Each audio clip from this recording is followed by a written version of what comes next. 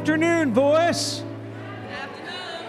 Y'all can do better than that. Good afternoon, voice. Good afternoon. That's better. We're about to get started, but what we want to do, we've got some things, not even multi-faith gatherings are different. The front row, the side, there's room. Y'all come down. You don't have to necessarily sit with your groups at this point because we're just trying to make room for everybody. So we got places up here at the front. We got places over here at the side. And if we need to, we're going to start putting up some chairs in the back. Y'all filling up this house like it's Easter for us.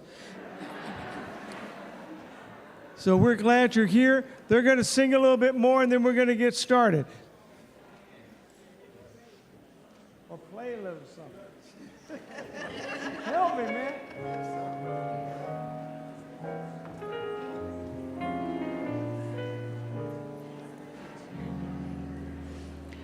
So good evening. We are just delighted to have you. I have the unenviable task of following this marvelous choir, and I am so excited.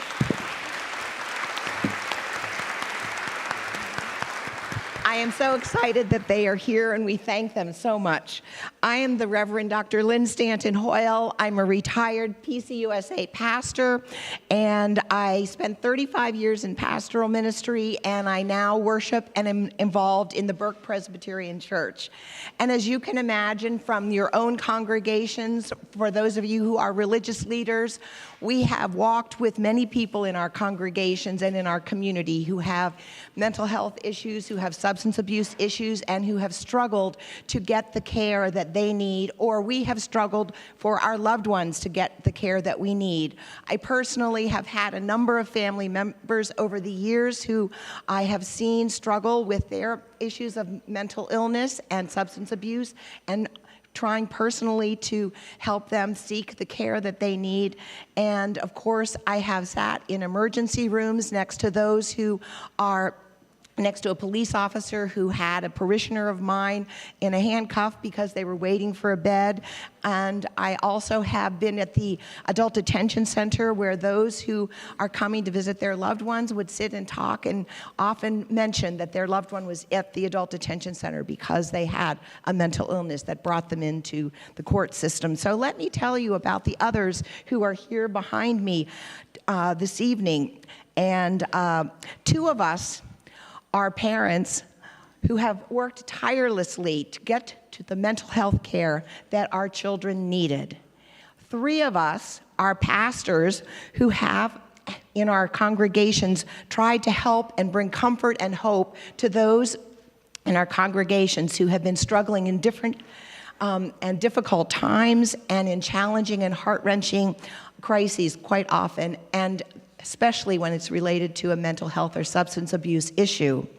All of us up here in our group this evening have known what the firsthand toll is of the stigma that often people are feeling, the lack of education still, even though we've made a lot of progress, there's still so much more that we don't know in a very robust way about what is happening with mental illness and substance abuse, causing people to feel stigmatized. And so we need more education. We have all witnessed the inadequate resources at times that students in our schools, especially now after COVID, they are struggling with adolescence, they are struggling with their mental health. And so all of us here and out there, you know people in your family, in your communities. And some of us standing here have dealt with mental illness ourselves. And we have too often suffered due to the lack of access to comprehensive, adequate, appropriate mental health care. Voice members, others who are attending here today, you know way too often from your own firsthand experience that systemically there is inadequate care for mental health and for addiction treatment, especially when there is a crisis. Both those who are desperately seeking care and those who are responding in our mental health care system as it exists now, and police officers and people in emergency rooms, they are aware that the tools that they need are not adequate to the task that comes to them. And so we have often inadequate and inappropriate, at times, systematic, broken down systems. And that is one of the things that you're going to hear more about tonight, and that all of us want to be able to no longer feel alone or ashamed because of what's happening in our mental health and substance abuse response. And we want to know whether we're caregivers, medical professionals responding, police officers, those in the mental health community who are here tonight, all of us, and those behind me, we all want to know that we are not alone and that we are going to continue to work together today and in the coming days in order to make sure that there is a change so that we no longer have a system that is inadequate. Rather, we have robust treatment and we have hope that when there is a crisis, when we or our loved ones or our community members or our congregation members are struggling, they know that their voice is being heard and we are acting on their behalf and on our behalf, so that by the end of this time, you will be able to join all of us in continuing to respond and to know that the future is going to hold better mental health care for ourselves, for our loved ones, for our community and congregational members, and that those providing it, those first responders, can feel like they have a robust response that they so desperately want to have.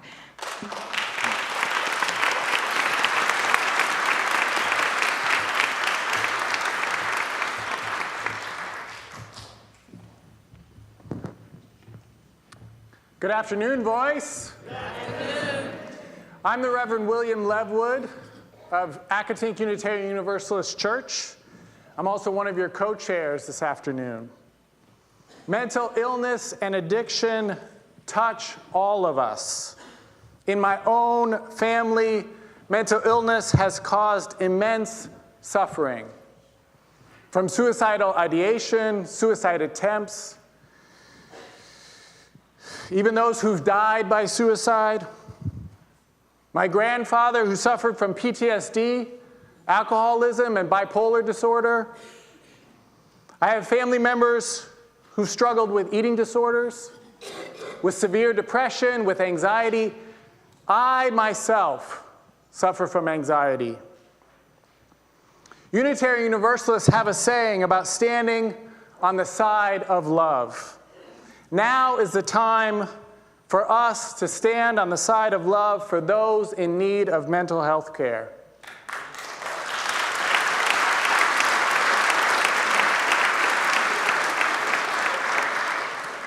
In a moment, I'm going to ask you to show your commitment to standing on the side of love by physically standing up. If you are a parent who is advocating for a child, a teacher who cares deeply about the well-being of their students, a counselor or faith leader supporting those in need, or someone whose own life has been touched by mental illness, I invite you to stand now. If you're a provider of mental health care, a law enforcement officer, a patient advocate, I invite you to stand up now.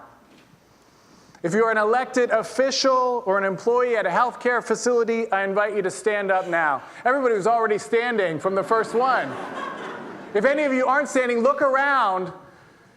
And if you see someone you love standing up, then stand up.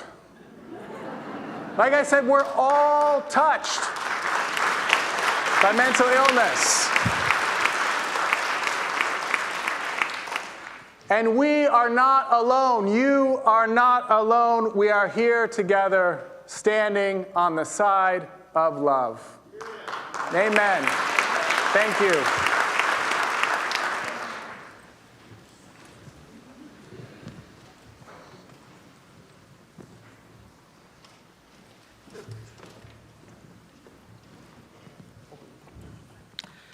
Good afternoon, Voice. My name is Imam Abdullah Farouk from Darun Noor, and I've been told to do the opening invocation. So let us pray. In the name of God, the entirely merciful and the extremely merciful, thank you, O God, for your amazing power and work in our lives. Thank you for all the goodness and blessings over us.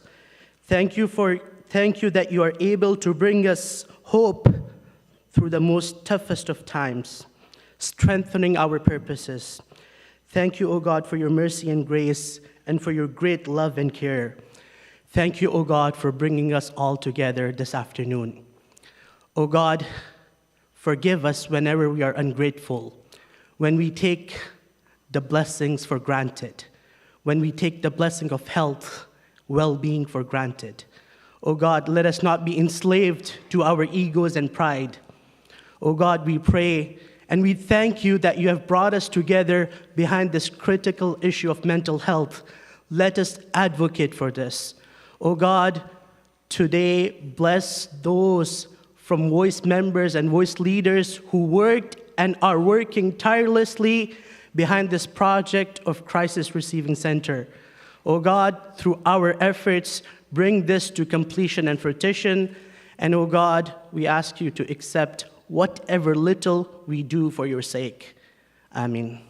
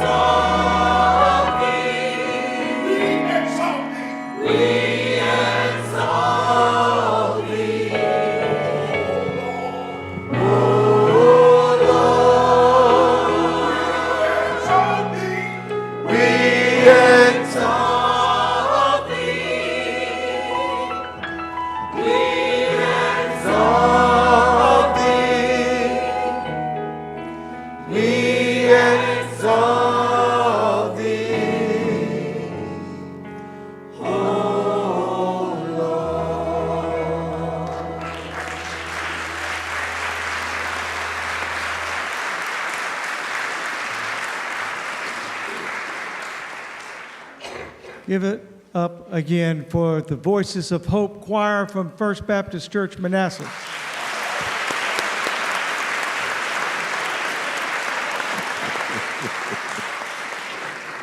Good afternoon. My name is Stephen Smith-Cobbs. I'm pastor here at Trinity Presbyterian Church, and we are glad to have you all here.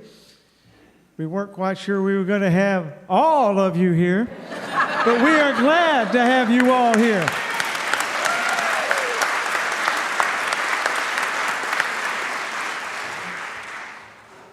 We want to welcome all our allies, the Virginia Chiefs of Police and the Virginia Hospital and Healthcare Association. Those who are here from those two organizations, could you please stand where you are?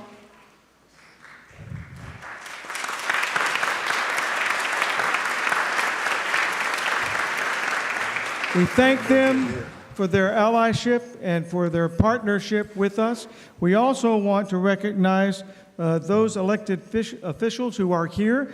These are folks who have registered, and so if there are others, don't be shy. Let me know who you are, and we will introduce you as well. But we have with us Delegate Michelle Maldonado,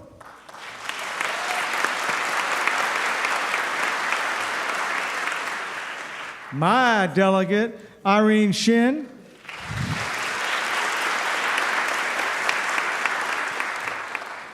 Delegate Vivian Watts,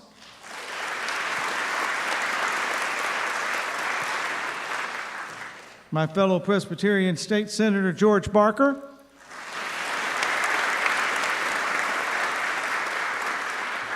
Commonwealth Attorney Amy Ashworth,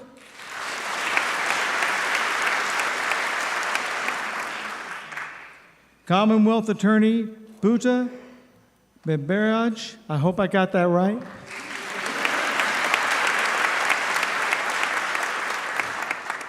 Chairwoman Ann Wheeler of Prince William County,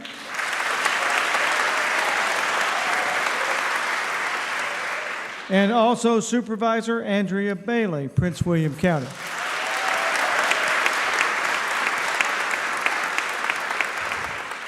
We welcome one and all. We are so glad you are here.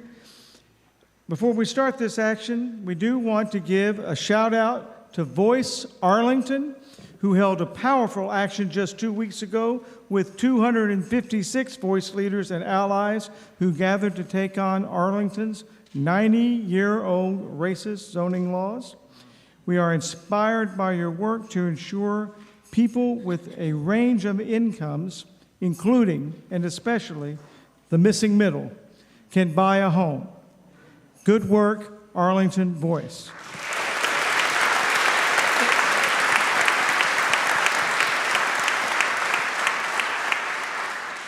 Now for some housekeeping.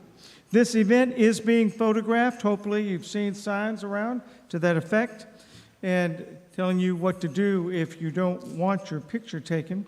But if not, and you do not want your picture taken, please let someone from the floor team know. Those are the folks wearing purple voice shirts throughout the sanctuary. And by the way, let's give a thanks to those working on the floor team.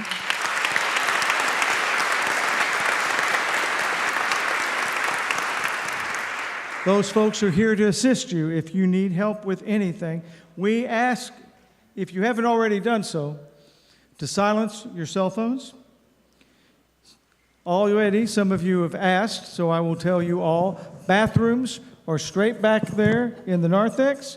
Also, if you need to go, well, look, my folks helping out with more directional help. All right, then if you find that's a little crowded or you want a little more space with another bathroom, downstairs, you go take the stairwell in the center back here where you signed in and registered. You go downstairs and you make a left, you'll see bathrooms straight ahead. You'll walk right into them down there as well. You're welcome to use either of those. Also, for our Muslim siblings, we've already begun using this space earlier today, but if we need it, we also have space here in our chapel for prayer. If that is needed, go in there and make use of that space that is yours to use. And finally, there will be a gathering of folks to help with evaluation, those who help put together this event. That evaluation will be happening in the fellowship hall, which is straight ahead through the narthex. Just don't go outside. Just keep going all the way to the wall, turn right. You'll walk into the fellowship hall, and that's where the evaluation meeting will happen afterwards. Again, we are so happy to have you all here. We're so happy to host this event, and we are even more happy and excited to work together to enhance and improve mental health care in this region. Thank you all. God bless you.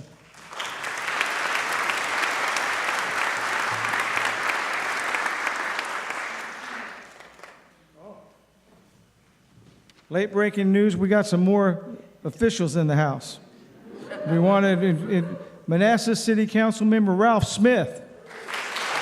Oh, yeah.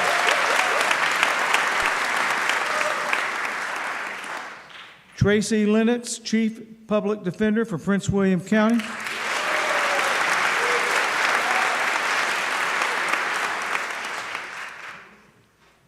If I could get away with it, we'd just be on a first-name basis. But I'm glad to have Lisa Zagarpur, Prince William School Board.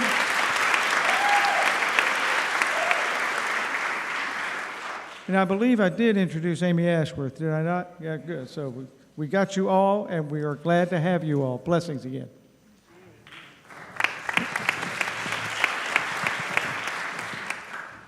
Good evening. Wow, the Voices of Hope sung that song, Lord, prepare me to be a sanctuary, and I was feeling right at home. Lord, prepare us to be used of you to help those who can't help themselves, to help those who cannot speak up for themselves. Lord, make us a sanctuary for you. I'm Pastor Michael Sessoms. I serve and privileged to serve the Little Union Baptist Church in Dumfries, Virginia. And I'm not foolish, so I'm just going to have my people wave their hand. Wave your hand, Little Union. All right.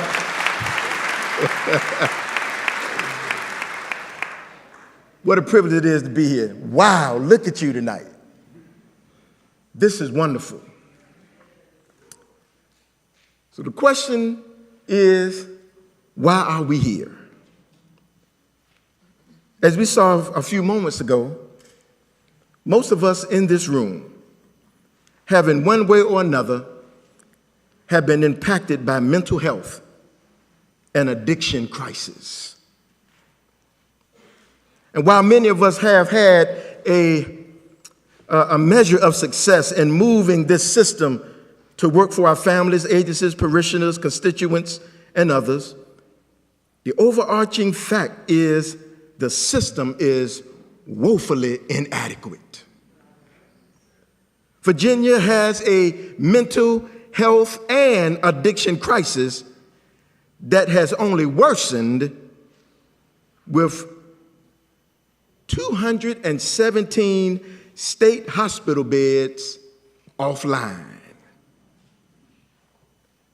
Decades of negligent funding and ever-increasing rates of mental illness that COVID only magnified and escalated. But what is different about this crisis? What's different is that while complicated and multifaceted, there is one part that experts and those impacted agree upon, and that is this crisis receiving center are an essential part of the solution. Both Republicans and Democrats can say amen to that. And that ain't too often this day and time, is it? I will say this, Voice, if we know one thing about ourselves, it's this: we don't get overwhelmed by the hugeness of a problem. Instead, we do the opposite. We hyper-focus on one part of the solution at a time and direct all the power we have to ensure we get resolved. And if it isn't enough power to compel change, then we do what we are doing tonight. We build more. Tonight, we will learn about this gold standard of care, crisis receiving centers, or CRCs in short. Hear firsthand stories, including two from our coalition partners, the Virginia Chiefs of Police and the Virginia Hospital and Healthcare Association. We will witness concrete commitments from our elected officials and from us. Yes, towards the end of this action, we will ask you to take a next step with us. What makes me believe that we can be successful? I'm glad you asked. It's our track record. Just a few years as a voice leader, we have stopped the draconian practice of taking away people's driver's license for unpaid court fines and fees. Absolutely. Recidivism has gone down just because of that fact alone. We won the first ever public defender's office in Prince William County.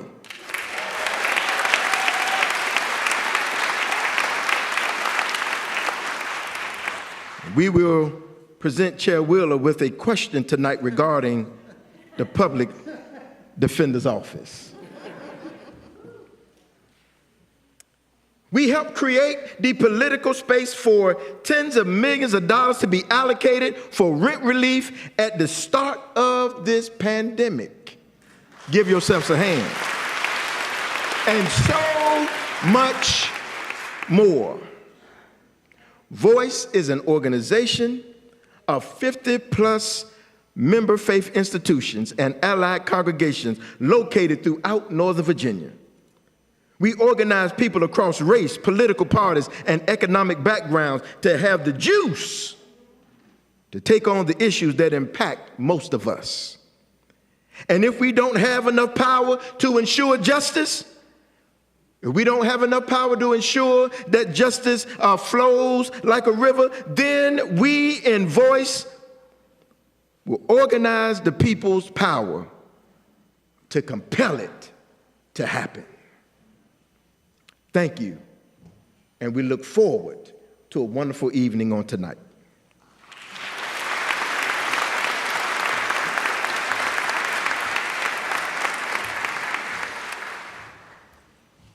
I should have said no after being told that I was following a Baptist preacher.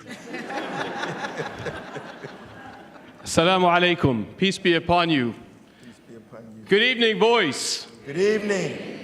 My name is Saif Rahman. I'm the Director of Public and Government Affairs at Dar al-Hijra Islamic Center in Falls Church, Virginia. And I've got to say, Fairfax County, we better start showing up because I see Prince William really beating us out here.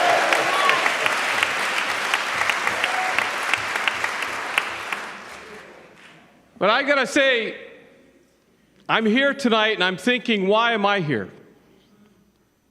But I got to tell you, I came and I'm tired. Yeah. I'm tired at looking and helping and working with parents who don't know where to turn when dealing with a sibling that has mental health issues. You're going to hear from police tonight that are tired of not knowing and not having the training to deal with issues of mental health. Having to wait at a hospital sometimes for 24, 48 hours. Go to Fairfax Hospital and see the police cars lined up because the police officers have to wait for a bed for a mental health patient that they were never trained to deal with in the first place. The hospital workers are tired because they don't have the beds, they don't have the resources to deal with some of the mental health issues that are coming before them in their emergency rooms. I'm tired. Voice, we're tired of hearing it can't be fixed.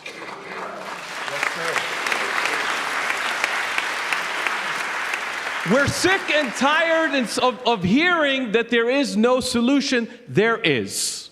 We're here tonight, Voice, to work for that solution. We're going to hear some stories.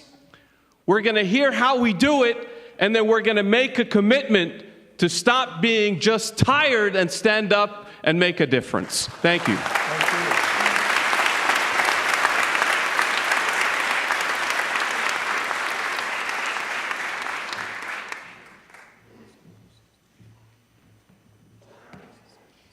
What a beautiful sight.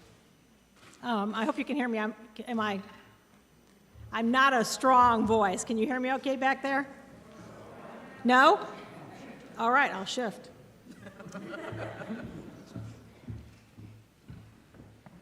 How's that? Better. I'm Dana Sherrod. I'm the Executive Director for the Virginia Association of Chiefs of Police, and I'm the odd...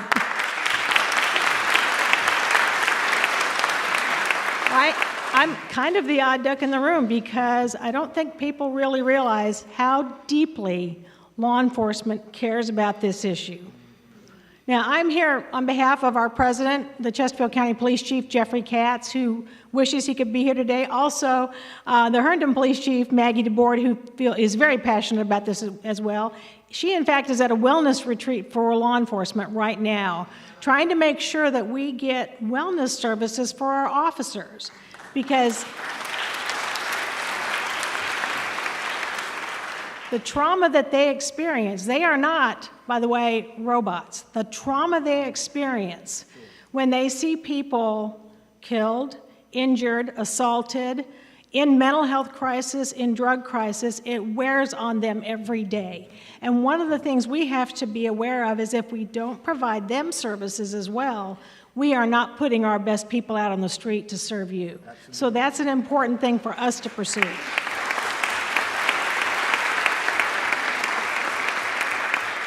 I have some prepared comments, but James, of course, 30 seconds ago said, Dana, will you say something about the law enforcement experience? I've been working for the Chiefs Association for almost 28 years. Before that, I was a staff attorney for the State Crime Commission. I have been working on this issue for almost 40 years. I started when I was 12. Anyway, I will say this, and I want to say this to the legislators in the room, and I think you all know this, but let's remember this. The big power companies, the big money companies, have a lot of influence in the General Assembly. We are talking about a constituency without a voice, okay?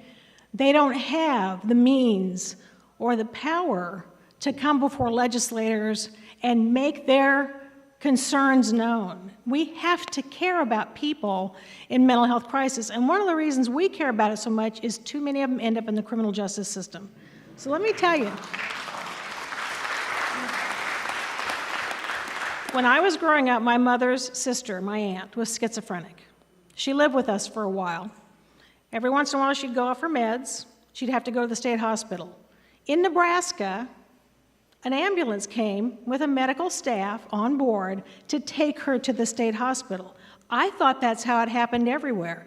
Every time we have a new police chief move into Virginia from another state, I get a call about 3 weeks later and they say, Dana, what are we doing here? So let me tell you, if you've never experienced what it's like to have an emergency commitment order and a temporary detention order issued on your loved one, here's what happens in Virginia. A law enforcement vehicle shows up at your house or wherever this person is. They put them in cuffs, in handcuffs. Now, we have to do that.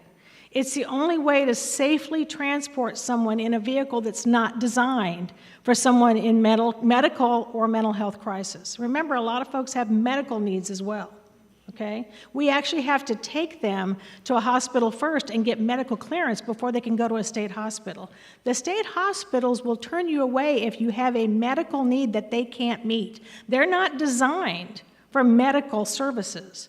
So I used to have a neighbor, an elderly neighbor in my cul-de-sac who, I'm not sure what his mental health problem was, but about every 2 weeks, our sheriff's office showed up in a marked vehicle, put this man was, by the way, in his 80s, okay? Put him in cuffs in the back of the car, and they took him to the hospital for the medical clearance. That means, do you have anything that can't be treated at one of the state mental health facilities? In the meantime, there's supposed to be a bed registry that says, oh, here's the next available bed in a mental health facility. So if the temporary detention order is then ordered after the emergency commitment order and the medical clearance occurs, then the officer is supposed to take this individual to that bed. I have known, and by the way, oftentimes you get to that bed and it's no longer available. An available bed means available staffing. We have a crisis in Virginia of not only not enough law enforcement officers, but not enough mental health workers. These are tough jobs, folks. We can't recruit good people. We need help in that area. And we're trying, but if you don't have a staffed bed, you don't have a bed, period. So there are orders that are issued that have time limits on them. And why is that? It's because after a certain point, if a law enforcement officer has you in custody and you have not committed a crime, you are now at a point where you're in an unlawful detention, okay? You should no longer be in custody of that officer because you have not committed a crime. You need help. But after a certain point, the officer has to let you go. Sometimes it's referred to as streeting, which is an awful term, but that's what you might have heard. We had an incident occur up here in the Shenandoah Valley a few months back, and it sits with me very deeply. One of our police departments had what they call a frequent flyer, an individual who has a mental health problem, has been committed multiple times because why? The services, the mental health services that this individual needed never carried through. They get them for a little bit of an emergency time, but there's never the long-term services. Oftentimes it's because there's not insurance or there's not a provider, but for whatever reason, we drop these folks, okay? This individual was committed to Western State Hospital under the temporary detention order. The clock is ticking. The officers take him to Western State Hospital. They get there and Western State says, there's no room at the inn. We don't have a bed for him. We're not taking him. They called the Commonwealth Attorney to get some legal advice. The Commonwealth Attorney told them the only thing they could tell him, which is the order has run. You can't keep them any longer. They let him go. Within a couple days, he was on the interstate driving the wrong way. He hit another vehicle and injured that person and killed himself. This is what happens when we don't have, and this is why law enforcement cares about this. I have completely abandoned my script. I have stats and everything else, but I want to let you know that we are dedicated partners in this, and we are so pleased to work with Voice and the Virginia Hospital Healthcare Association. We need everyone behind this to make sure that we get the services we need. So thank you so much. God bless.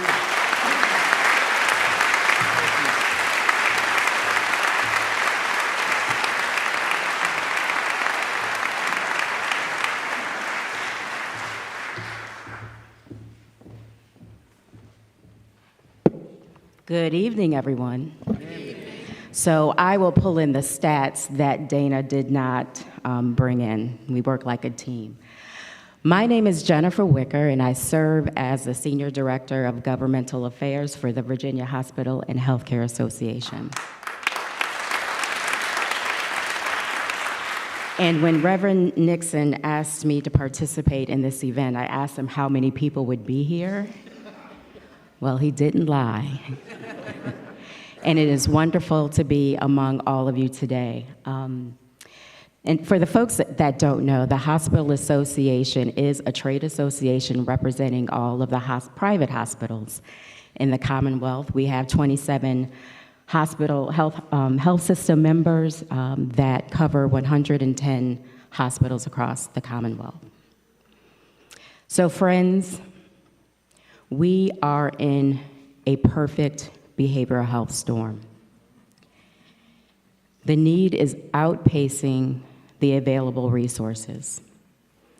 And unfortunately, this bad weather was here before the pandemic, but now we are in a state of emergency. Reports of anxiety and depression have increased threefold. Suicidal ideation has increased by the same amount. During the pandemic, people have deferred treatment, and as a result, their symptoms have become worse. For hospitals, that means that individuals who seek care, they used to need 1 to 2 days of inpatient care, are now needing 7 to 10 days. And as a result of that, that is lessening the amount of available beds across the system. Nationally, 52 organizations have closed behavioral health programs. 52%. Hospitals are operating fewer than their licensed bed capacity, as Dana alluded to.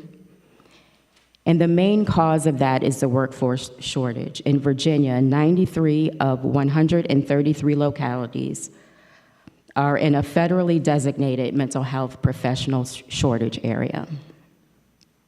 Hospitals are admitting 92% of individuals in need of behavioral health care, and that's up from 88% before the pandemic, and yet it is not enough. And that is why VHHA joined this coalition. We need substantial investment. We need sustained investment in our behavioral health system.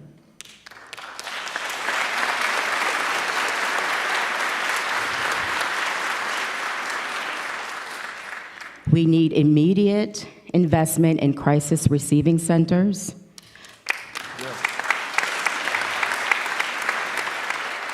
But we also need long-term investment so that we can have a full continuum of behavioral health care.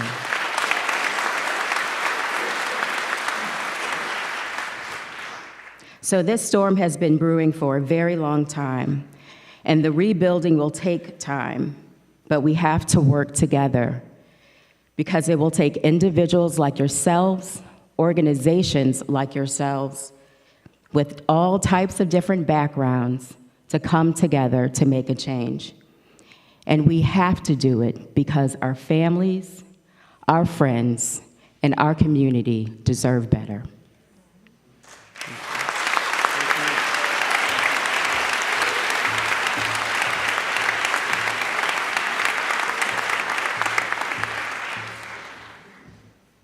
So I'm Pastor Mandy North. I serve as the pastor at the Manassas Church of the Brethren, and I just learned that a Manassas City Council member-elect, Sonia Vasquez Luna, is also here, so thank you for being here.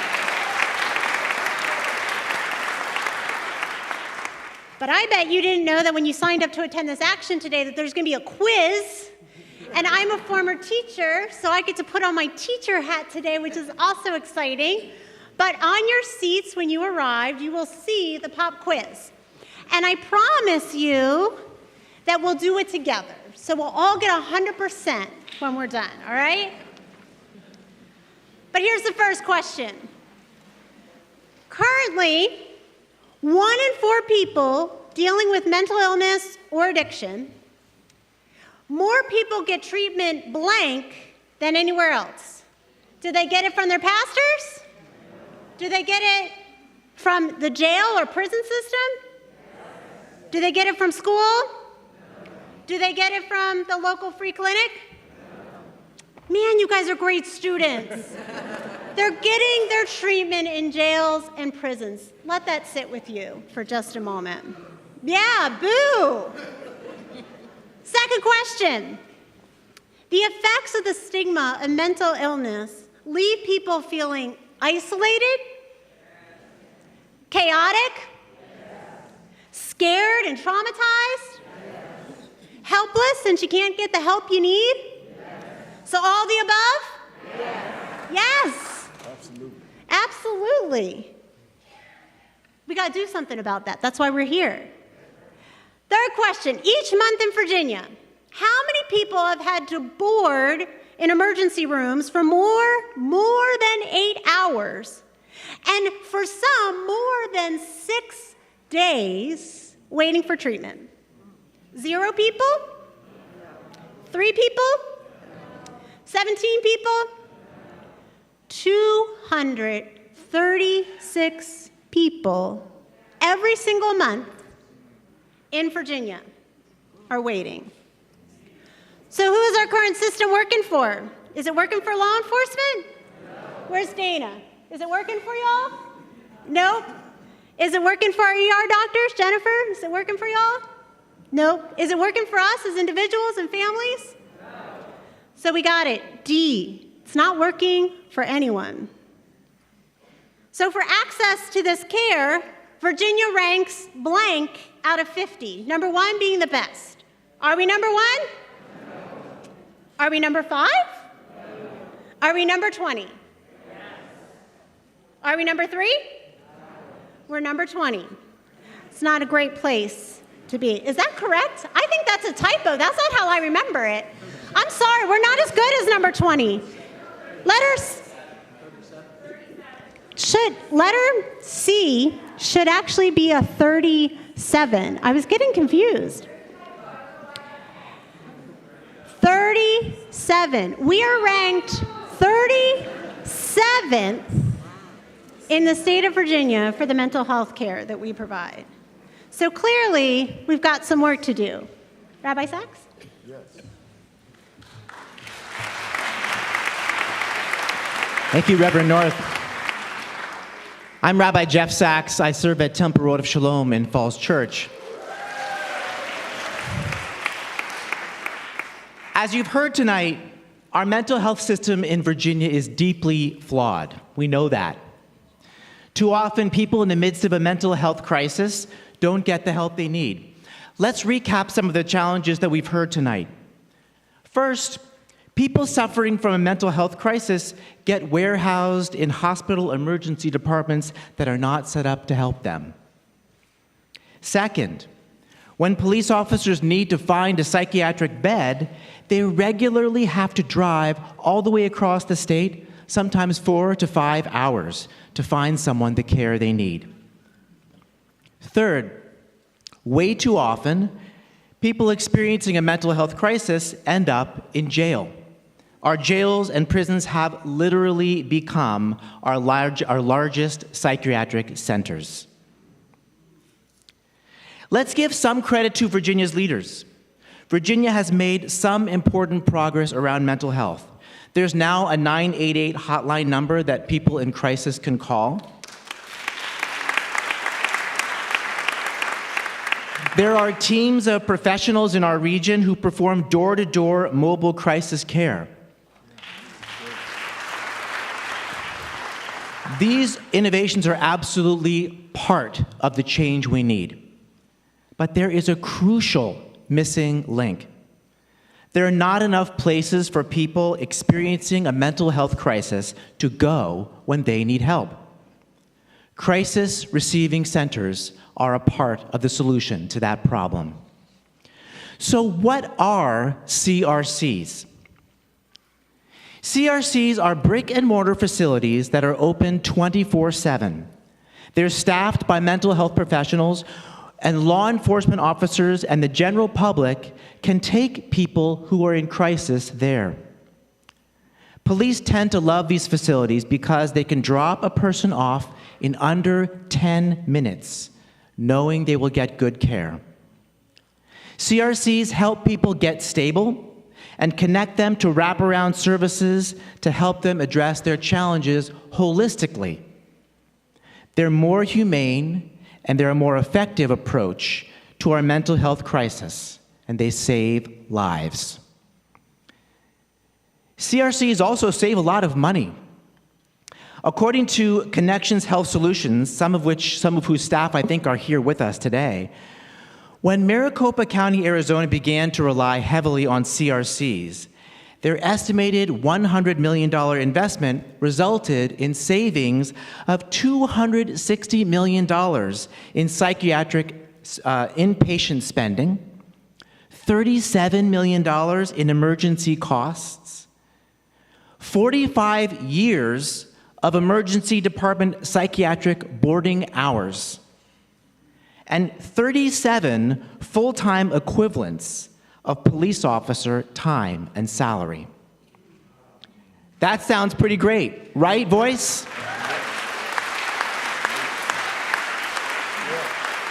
Voice, do you want to build CRCs here in Northern Virginia? Do you want to build CRCs in communities across the state? We can do this. Say it with me. We can do this. We can do this.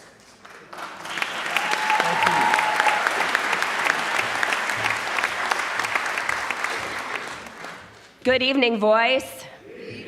I'm Reverend Kristen McBrayer. I'm the Senior Minister of Emmaus United Church of Christ, and I am the co-chair of Voice with Reverend Dr. Savage. I saw him. There he is. And we lead Voice with all of you. And so today, we are making public this coalition that we are building for change. So I want to invite our two speakers, and Reverend Mandy North and Rabbi Sachs up here. If you will join us, we just want to recognize this moment because we are committing together, all of us, the doctors, the nurses, the police officers and law enforcement. We're declaring there's a crisis, and today we are moving forward on a coalition to work together for change.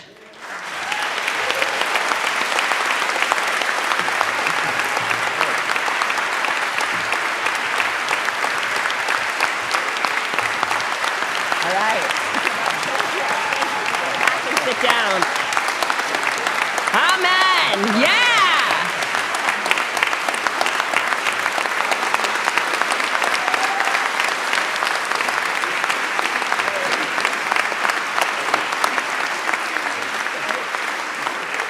All right, thank you. So this is what we're working towards. We are building a coalition, and part of building a coalition means that we have to hold one another accountable. And so that starts in Voice, that always starts with us.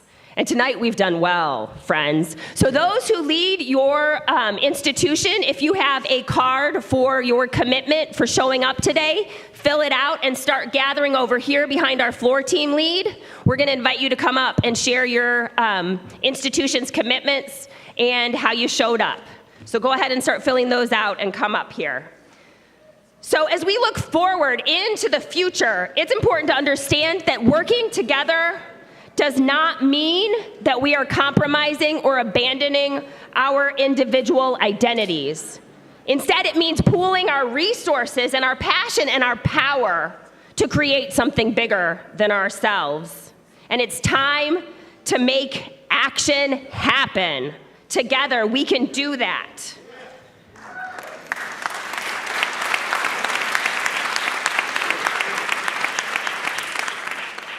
Voice, we are people of faith, many different faiths that come together.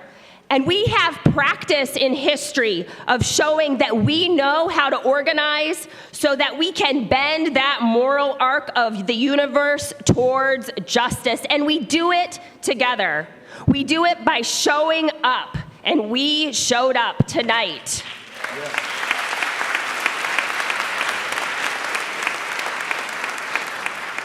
This is our first large action. This after Arlington had theirs this week. Last week, we're having this one this week after COVID. So we're still figuring out what it's like to be all together again, right? So we planned for 375. Right now, our best count is that there are 480 of you here. Wow.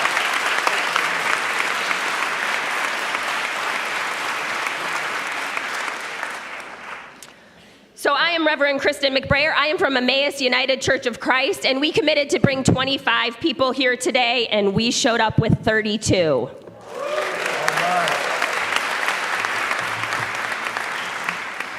All right, who's next? Yeah, Hope, come on.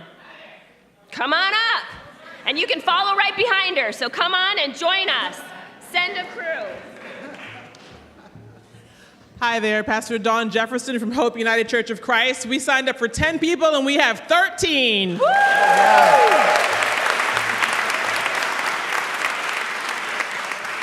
Come on up. Marsha, come on, join us. Just keep coming right after her.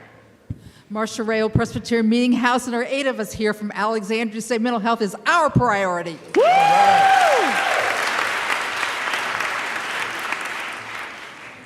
Good evening. I'm Valerie Noel from First AME Church of Manassas for Reverend Goggins, and we committed to 20, and we have 26 people. Woo!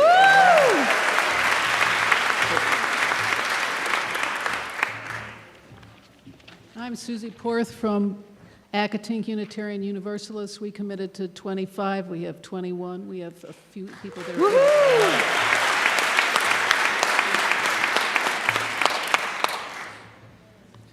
I'm Dan Campbell from Trinity Presbyterian in Arlington, and we have 7 people here. Woo!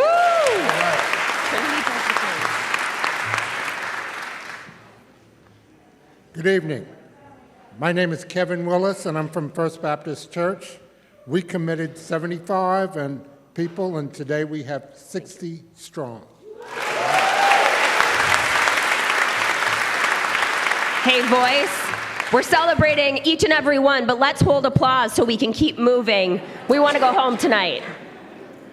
Becca Messman, Burke Presbyterian and formerly of Trinity Presbyterian here. We have 13 people here.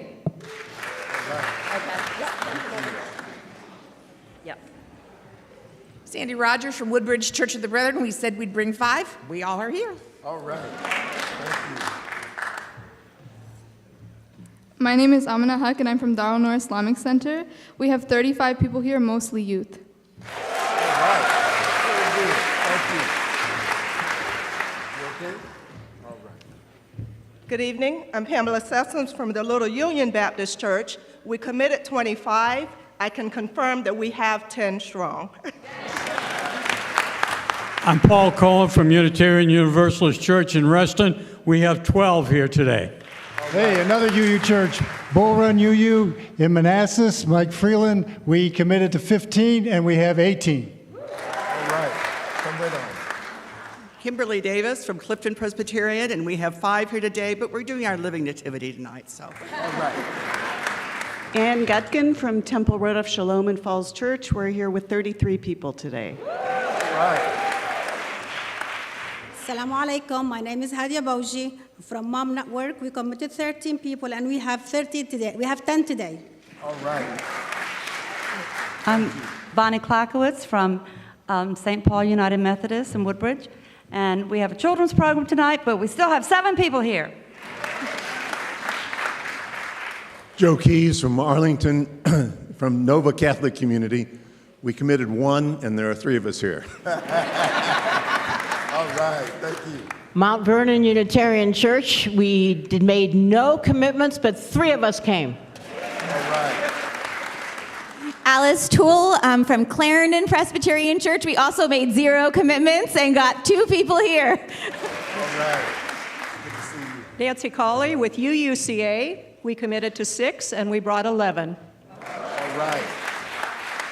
Tony Mercogliano from St. Francis and Triangle. We have 21 people here. All right. Thank you so much. James Sledge from Falls Church Presbyterian. We have 7 people here. Fazadine from Dar al-Hijra, and we have about 19. Thank you. All right. Marjorie Green with St. Mary's Episcopal Church in Arlington. We have a competing lessons and carol service, but we got 3 people here tonight. All right. I'm Bob Brown from Trinity Presbyterian here. We pledged 30. We have 33. All right. Thank you so much. Way to go, Voice. Did we get everybody?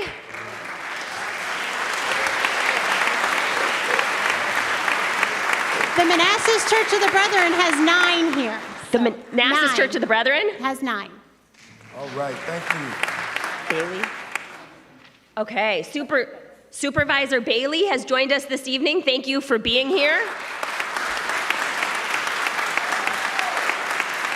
And previous delegate Jennifer Carroll Floy is also with us this evening.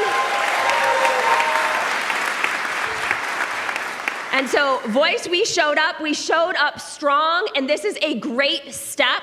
But here's the thing we know is that it takes more than you ever imagined to do this work. So we are moving in the right direction, but we need to continue to build the power to bring change to Fairfax. It will not happen overnight. And to Prince William, we've seen strides happening in Prince William. The momentum is moving, but there is more to do. And so tonight, you're going to be asked to fill out a commitment card, and we will share those at the end. We printed 400. And there are more of you here. So we have also committed to send these out by email. But take a look at it. Think about how you are going to be a part of the next steps in making CRCs a reality. And then also know that we organize not just people, but we also have to organize money to move things in the state of Virginia. And so you'll see over here, we're moving into the 21st century. You can text to donate to Voice. So take a minute and do that if you're willing. I've given to Voice this year. I hope you will join me in that so that we can move this work forward. Amen.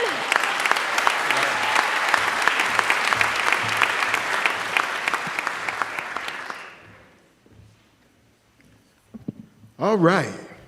Now, I want to do one thing so I don't make sure I get in trouble, but I want to recognize the president, or should I say the moderator of the Northern Virginia Baptist Association, moderator, Reverend Pastor Sneed. If you would just raise your hand, Pastor Sneed.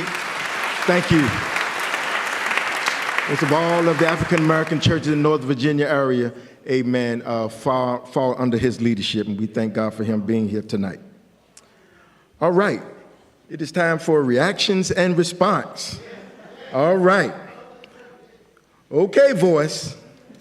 Let's dig into our issues. We have done our best to make this as jargon-free as possible, but we want to lift up a few things to make this next section as clear as possible. Number one, we are asking both county chairs to fund the expansion of services that are needed in their counties. But please note that all CRC services can be used by anyone, highlight that, anyone in Northern Virginia, or what is officially referred to as Health Region 2. Tonight, we are happy to have with us the chair of the Prince William County Board of Supervisors, Ann Willer. Let's give her a hand. Chairman Willer, if you would take that podium. You'll take that podium there. Chair Willer, thank you for joining us Good to be tonight. Here. I like that microphone better, but can you still hear me? As long as you can hear me, that's cool. Okay. All right. Voice leaders met in advance with Chair Willer to prepare her for tonight's assembly and review the questions we will be asking. We do not believe in taking people by surprise. I believe in that too. Just like at county board meetings, there will be a timekeeper doing her answers. All right? So I want to point out the timekeeper. Mallory Bussell? All right, you the timekeeper. All right, good. We have two issues we want to discuss with you tonight, Chair Wheeler. The first is not about mental health per se, but it's absolutely an important part of creating a more humane system of treatment and support for the most vulnerable in our community. Prince William Office of the Public Defender. Issue number one, with your help, Chair Wheeler, Voice played a major role 2 years ago in creating the Prince William County Office of the Public Defender. Let's give ourselves a hand.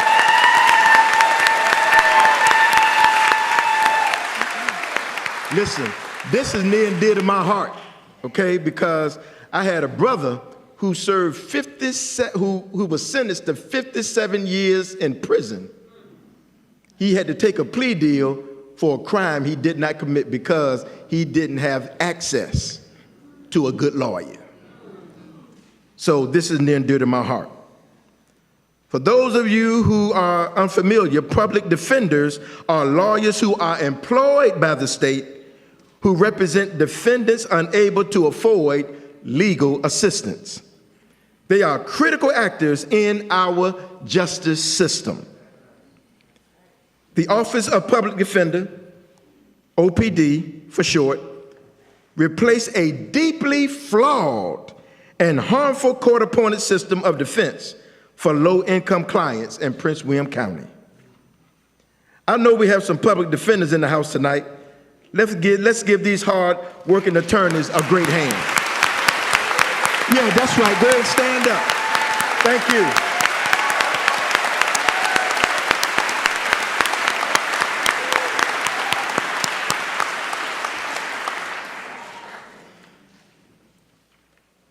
The OPD, major force for justice in Prince William County in the short time it's been in existence. They've been doing a great job. When the OPD was created, Voice asked for Prince William County, and Prince William County provided a 15% pay supplement on top of the salary provided by the state. Like several other jurisdictions around the Commonwealth, because Northern Virginia is such an expensive area to live. Everybody knows that, right? Now that the office has been up and running, we have learned that this salary supplement is insufficient and makes it very difficult for the OPD to attract and retain talented lawyers and staff. In order for the OPD to thrive, it needs more support. Our ask, Chair Wheeler, will you commit to increasing the supplement the county provides to the OPD from 15% to 46% in the county's fiscal year 2024 budget? This would increase the subsidy from $350,000 to $1.1 million. On this issue, we respectfully ask that you keep your remarks to 1 minute. Okay, giving it microphone 1 minute. You know, I will say we need to take a victory lap here because 2 years ago or 3 years ago, there was no public defender's office in Prince William County. And it's really only because of Voice and the current board, that, and a shameless plug for the current board who would like to get reelected, that's why we have that public defender's office. The importance of supporting our most vulnerable and indigent community cannot be overstated, and everyone knows that. We have made a beginning in Prince William County. I will commit to working on parity over time for the Public Defender's Office and strengthening it, but also working at the state level to get those base salaries up through legislation. And also, importantly, to keep them to their primary purpose, which is representing people. And so I really want to work, and we were talking about this earlier, on bringing in other outside services that can do some of the things that the Public Defender's Office ends up doing, like helping with the homeless or helping with the mental health. There are places out there like OAR who can come in on grants and support the Public Defender's Office in order to let them do their primary purpose. So yes, I will support that. Thank you. Thank you. Thank you, Chair Wheeler. Issue number 2.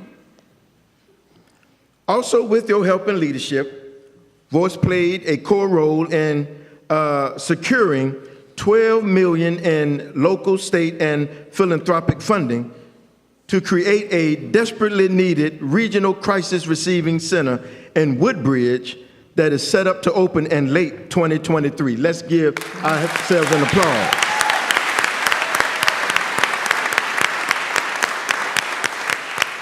And I'm so glad she was able to come. I want to give a shout out to Supervisor Andrea Bailey, who championed the Prince William County CRC from the beginning. Thank you.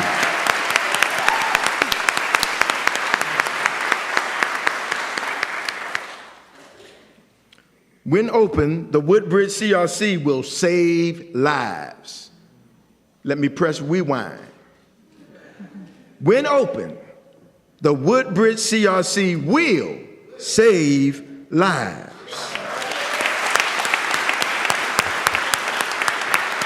This facility will open with 16 beds and 16 23-hour recliners for adults.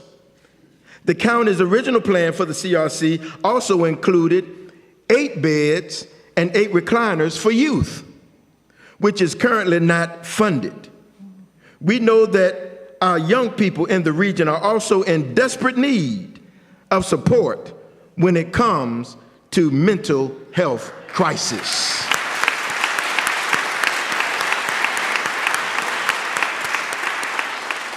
So in a good old Baptist fashion, let me close. Our ask to you, Chair Wheeler, to commit to continue to make the Prince William County CRC a top priority for the Board of Supervisors in 2023, and also do everything in your power to get funding to add the youth wing to the CRC, especially 8 23-hour crisis recliners and 8 short-term crisis beds for youth in fiscal year 2024 budget. On this issue, we respectfully request that you keep your remarks to 3 minutes. Okay. Okay, go. Yes, that is an easy one, right? Yes. Right. And, yeah.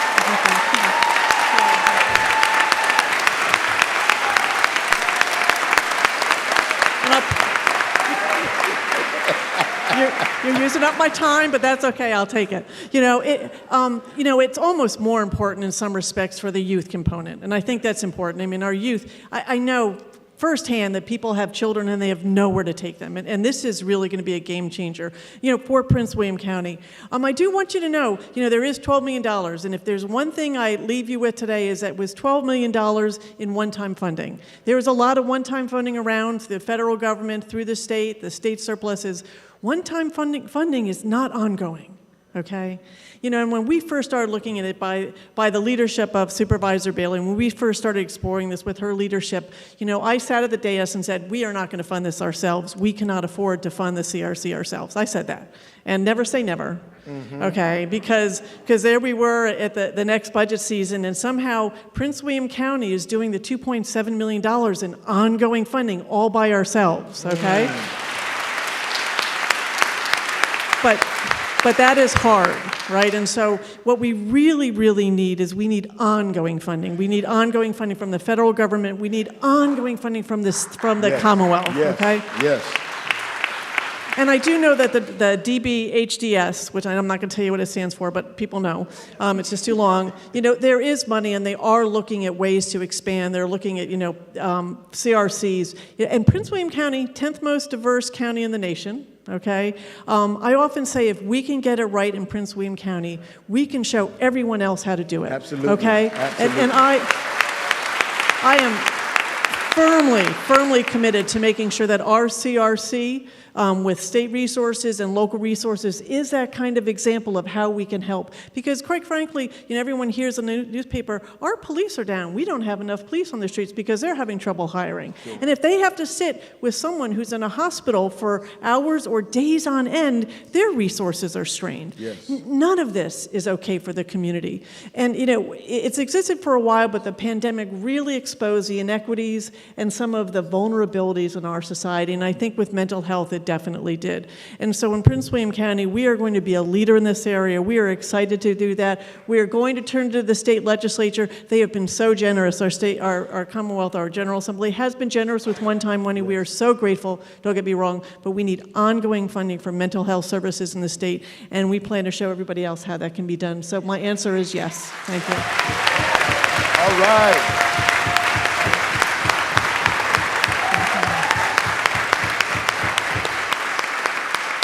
Thank you, Chair Wheeler. And just to make sure that I'm clear, you said that you will fully support the Office of Public Defenders in every way possible that you can. Yeah, that we're able to. That we're, yeah. I will work to make sure that the Public Defender's Office gets strengthened across the board through various ways, yes. Oh, okay. Okay? All right, got you. But I will, all right, look, all right. And everybody knows we need that, and we will work toward that, and it is on everyone's peace of mind, yes. Very good. And then the last thing is that you fully support ongoing funding for the CRC. Oh, yeah, it's in our budget. And to make sure our youth are taken care of in the near future as well. We are going to work to get the money for expansion for youth to have those beds when we open in 2024 or the end of 2023. All right, very good. Thank you so much. Thank you so much.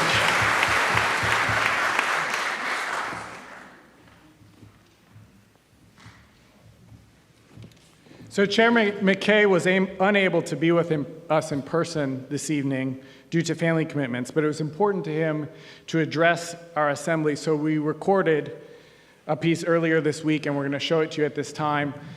Please, if you'll keep quiet during this so that we can all hear the video, we'd appreciate that. Thank you.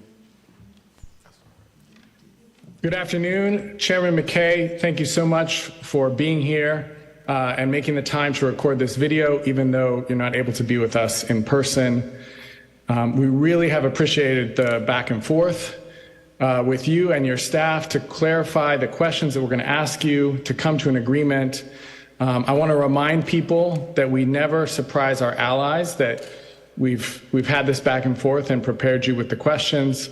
We always do that, working ahead of time to come to an agreement to our commitments. So today we really look forward to hearing your commitments to mental health care. Thank you. Chairman McKay, we have 2 questions for you. Please keep your answers specific to our asks and as specific as possible to the details. We'll give you 2 minutes at the end to share more details about your passions and commitments to the wider issue. And so first, Chairman McKay, will you commit to work with Voice and our allies on our statewide work to address Virginia's mental health and addiction crisis?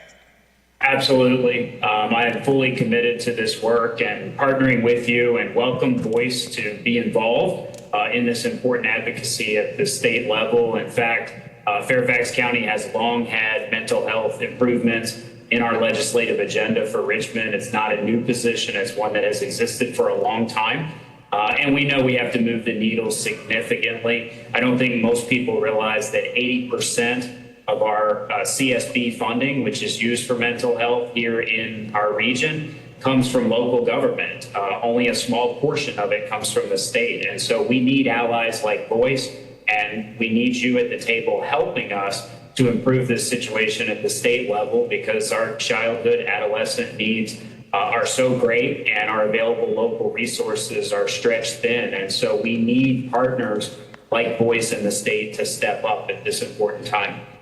Thank you. Thank you for joining us in that partnership as part of this wonderful coalition that's coming together to address this. Our second question for you today is, are you fully committed to working with Voice to make crisis stabilization services available to those who need it in Fairfax County? I am absolutely committed to making that a reality. As many of you know, I was the co-author of our One Fairfax resolution, which is an equity resolution, making sure that no matter where you live in the county, no matter what zip code you're in, that there are equitable services available to you. And so to that end, we'll certainly be working closely with you in the next budget cycle, and hope certainly well beyond that, to make sure that not only are we providing mental health and adolescent mental health in particular services to our county, but that we're doing it in a very even way so that children across Fairfax County can gain access to these incredibly important services. We appreciate that, and we're looking forward to meeting with you before the budget cycle begins. Can you speak to that? Sure. I mean, my door is always open. I look forward always to meeting with Voice, with any advocacy groups in the county. You know, this issue is so important right now as we recover from COVID. The statistics are clear. This is one of the most important issues in Fairfax County right now. And any groups that want to come forward and help as a part of this advocacy at the state level, come forward and want to provide support for our county budget for these initiatives, my door is always wide open to any of those groups, including, most importantly, Voice, to make sure that we can move the needle. And so, Chairman McKay, we're grateful for that partnership. Is there a specific date in February before the budget really begins that we can let our Voice leaders know that we are on your calendar? We know you have a large county to run and you are busy. Our Voice leaders, many of them are busy. And so the sooner we can put that date on the calendar, the sooner we can begin that work. Is there a specific date you have in mind that you can give us today? We will work on a date. I don't have my schedule in front of me. As you know, we have 1.2 million people in the county. So I will say, in terms of the budget cycle, for me, the budget cycle never ends.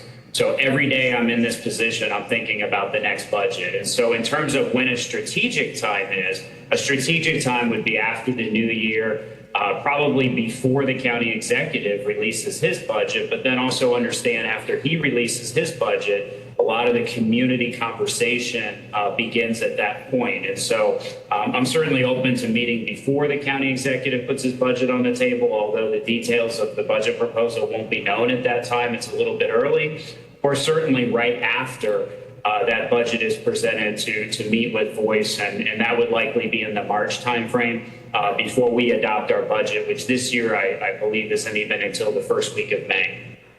Okay. I appreciate your willingness and I appreciate your willingness to think strategically about the right timing and to make sure that we're having the biggest impact that we can have because we know that budgets matter, and also that this is more than a line item in a budget. It's a line item in a budget that reaches out and affects people's lives in very real and necessary ways. So thank you for committing to join and meet with us at the right time to get that need met. Sure. We'd like to offer you the opportunity now to share a little bit more broadly about your commitments to mental health care. Sure. Reminder, we'd like you to keep it to 2 minutes. Thank you. Sure. Yeah. I mean, this is a big issue for me. I set up a roundtable all summer to meet and look at strategic ways we can do mental health for adolescents better, making sure that our school system is a part of the process. I will say, there's things we can be very proud of in the county, when it comes to mental health. We were forward thinking and setting up our Diversion First program. Fairfax County is only one of 33 counties in the United States of America, recognized as an innovator county by our Stepping Up initiative, which is trying to divert people who have mental health challenges out of incarceration and into treatment. And so we have a lot to be proud of to build off of here. As I mentioned before, we treat mental health in Northern Virginia, and specifically in Fairfax County, as a very huge priority. That being said, we need everyone in the congregation's help, everyone in Voice's help, to help compel the state to make mental health a more important cornerstone of financial commitments coming from the Commonwealth. Because at the local level, we're going to continue to do everything that we can. But ultimately, as I mentioned earlier, when we're funding 80% of the CSB, it's clear that there's room for improvement with our state funding partners. And so this is a really critical issue to everyone in Fairfax County, not just people suffering from mental health, but if one person is suffering from mental health, we all are impacted by that. And so this is a really important moral issue. It's a really important issue right now as we continue our full COVID recovery. Thank you, Chairman McKay. And I know that in our conversations you've mentioned in particular how important adolescent mental health care is to you. Can you just say something about your commitment to crisis stabilization centers and for the mental health care for adolescents in crisis? Yeah, it's essential. Our children are our future. I have 2 kids in our Fairfax County public school system, and so I see even through them and through their friends the stresses that are on kids. There's never been a more difficult time, certainly not in my lifetime, than to be a child right now, with all the stresses they have with gun violence and bullying and social media. We need as many resources on the table to protect and build these kids up, because they are our future. And so we're going to be putting a lot of emphasis, not just on improving mental health performance outcomes, but most specifically on how we can target those to our young community, and working very closely and collaboratively with the Fairfax County Public Schools to make sure we can identify these kids, navigate them to the particular help that they need, and work with their families to make sure that's accessible. Well, thank you for that commitment as a parent, as well as a religious leader. I know that Reverend McBrayer, also as a parent, as a religious leader, shares our commitment to work to get that adolescent mental health care. So thank you for joining this coalition to commit to that. And thank you for joining us today to share your commitments about how to get needed mental health care services to those who most need it when they're experiencing crises. Thank you very much, and happy holidays to everyone, and stay well. Amen.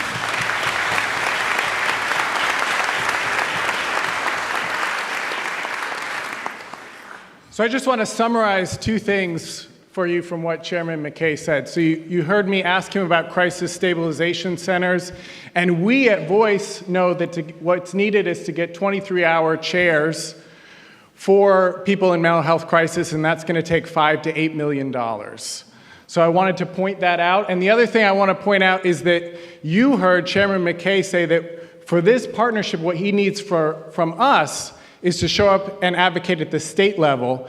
And when Reverend McBrayer and I talked with him after this recording, he assured us that whatever money comes from the state, it's going to be above and beyond what he's already committed at the local level. He's not going to use that money to take it out of the local budget, but he's going to add to it. So I think that's important. So we need to show up at the state level.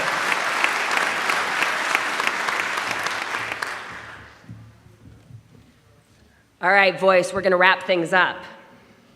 So you heard we need to work with our local leaders, expanding our coalition to get the funding from the state of Virginia to make these crisis response centers a reality in Woodbridge, in Prince William County, in Fairfax County, so that there's a place for those in crisis to go. And we need to work together to do that. And so that's why we're asking you to make some commitments. So there are commitment cards here, and there are 2 big things that we are really asking for. One is, do you want to be part of this $58 million team? So $58 million is in state money, and we want to keep it in state money. We don't want that to kind of disappear, get cut out in the budgeting process in Richmond. So we need people that are going to help keep that money there so that it can come to our communities, it can go to mental health, and it can make a difference. So there are ways that we can shape that process, and we're asking you to be a part of it. Whether you can go to Richmond, whether you can make phone calls, whether you can send emails, there's a way to be involved. So if you want to do that, if you want to be part of the $58 million team, check that box. If you want to be part of the group here that helps to hold our local leaders responsible, we heard commitments, big commitments from Prince William County, right? Yeah, big commitments. We heard some commitments from Fairfax. Some commitments that mean we need to show up and be part of that budget process because we need $5 to $8 million to finish out our CRC here in Fairfax. And we need to make that happen in those dollars, right? And we need to work together to make that happen. So if you want to learn more about how the local process works and how to be a part of that, check that next box that's about signing up to be a part of our next steps. And then the third way is that joining Friends of Voice. And so our goal is to raise $250,000 by the end of the year to fill out our budget. So we're institutions that organize together, but we also have paid staff. Can our paid staff stand? They help to make us as leaders look good. And they have worked tirelessly for the last month to make these 2 successful actions happen. And part of our budget is to pay their salaries to make sure that we have staff that knows how to do this work inside and out, that helps us lead so that when we show up, we're effective and direct and move things forward as best we can. And so that's where your Friends of Voice money goes, is to help us be voice in this big and intentional way. So we invite you to text FOV, Friends of Voice, to 44321 and be part of that next step. And so lastly, we're going to invite you to stand up one more time. I know we're ready to stand up. Pass your commitment cards towards the middle to those folks in those purple shirts, and they're going to start collecting them. And as you do that, I want those, who's willing to be part of the $58 million team? Will you all stand up, send an email, go to Richmond, be a part of it? And we don't ask you to do any of this without training. So we will help you know. Our staff and leaders will help you know how to do that well. Okay. Pass those cards in. And then what about this holding our local leaders accountable? Who's going to stand up and go to a training and be part of how to make our local leaders help us be effective? Stand up if you're going to be part of that local team. Thank you, Voice. We are so grateful to be building this coalition with you. So please make sure you get your cards handed in. We're going to be sung out with the benediction tonight. And then we invite anybody who helped lead and organize this action to join us in Fellowship Hall, down the hall and to the right. So please find us there. Co-chairs, you have the last word.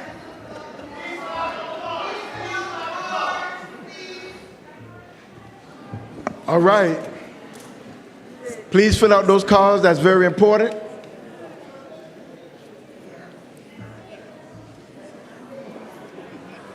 Voice of Hope? Yes. Y'all ready? Yes. Come on, sing us out.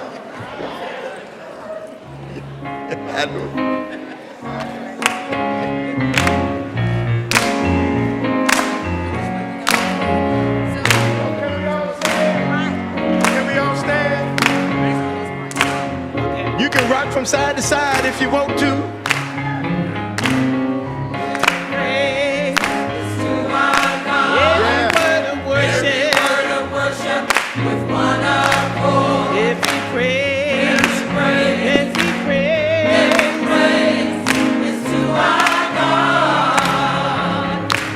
Sing hallelujah, sing hallelujah to our God. Glory, hallelujah, hallelujah is to our God. Every praise, every praise, every praise, every praise is to our God.